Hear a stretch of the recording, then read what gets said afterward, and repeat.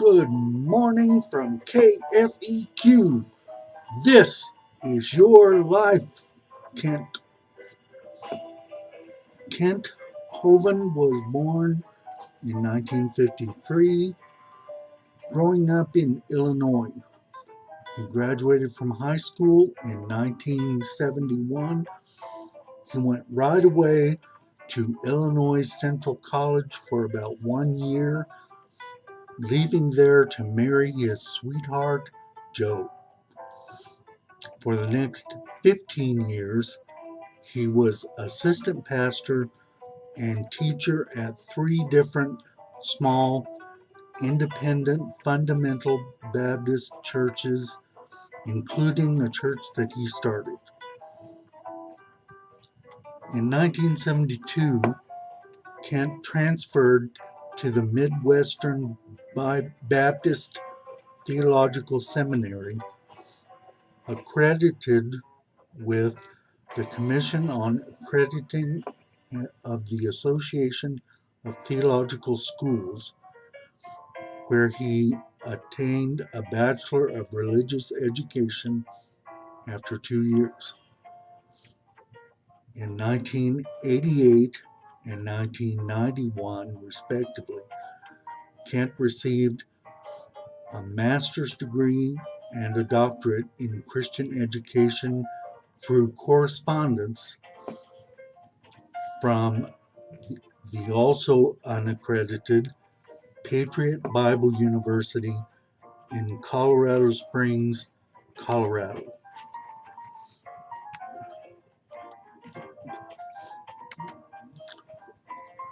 Which has been called a diploma mill lacking sufficient academic standards to award degrees.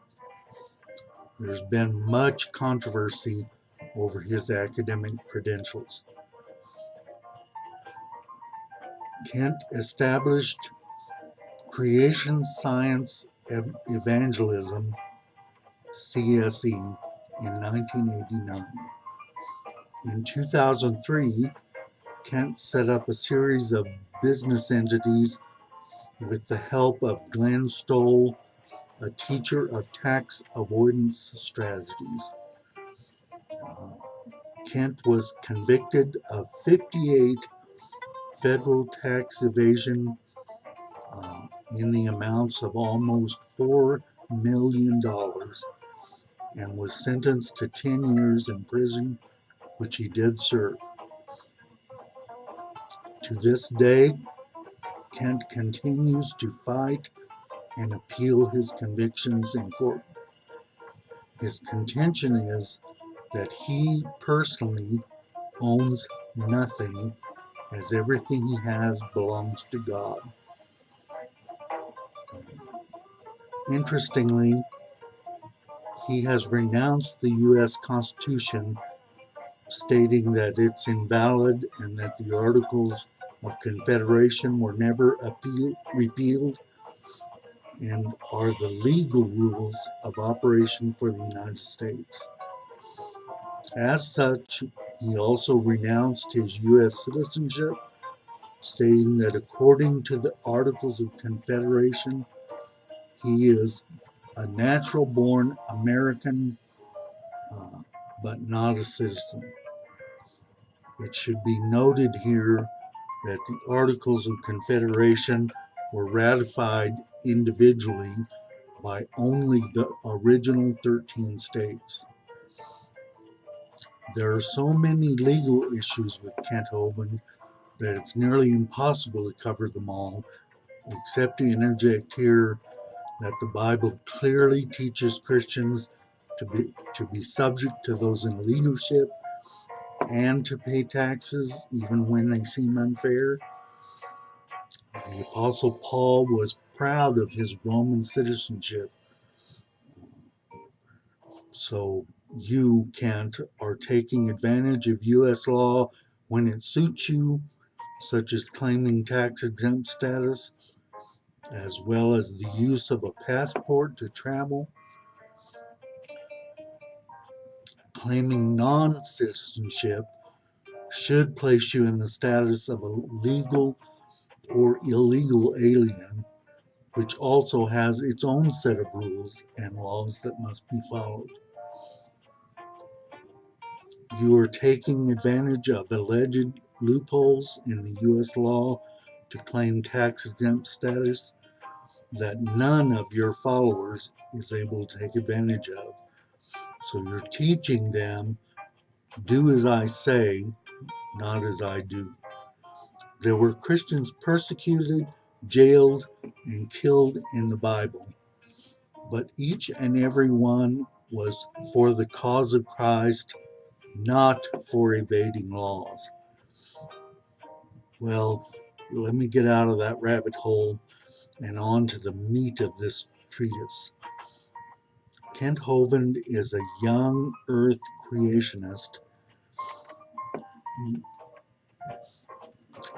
meaning that he believes the earth was created intelligently 6,000 years ago, and that evolution is unproved and invalid theory.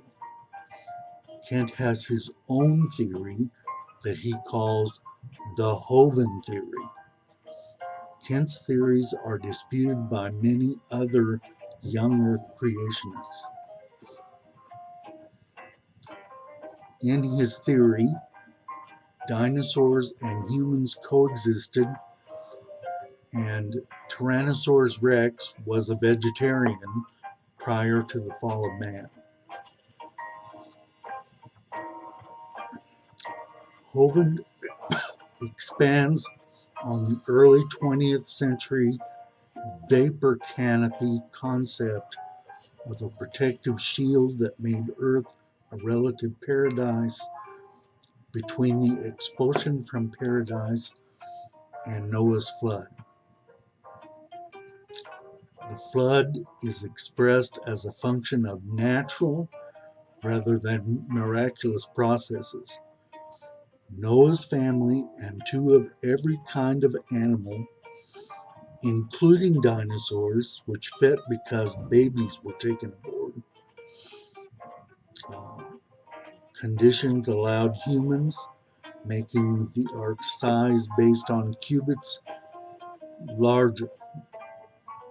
So all of these boarded Noah's Ark before an ice meteor impacted Earth. Fragments from the meteor caused planetary rings and impact craters on the moon and other solar system bodies. The remainder were drawn of these fragments were drawn to the north and south poles by the Earth's magnetic field. As cataclysmic snowfall, which buried the mammoths standing up, the ice on the poles cracked the Earth's crust, releasing the fountains of the deep. According to Hovind, these events caused an ice age and made Earth wobble around, collapsing the vapor canopy that protected it. In the next few months of the flood, the dead animals and plants were buried and became oil, coal, and fossils. The last months of the flood included geologic instability when the plates shifted, forming ocean basins and mountain ranges. The Grand Canyon was formed in a couple of weeks during this time.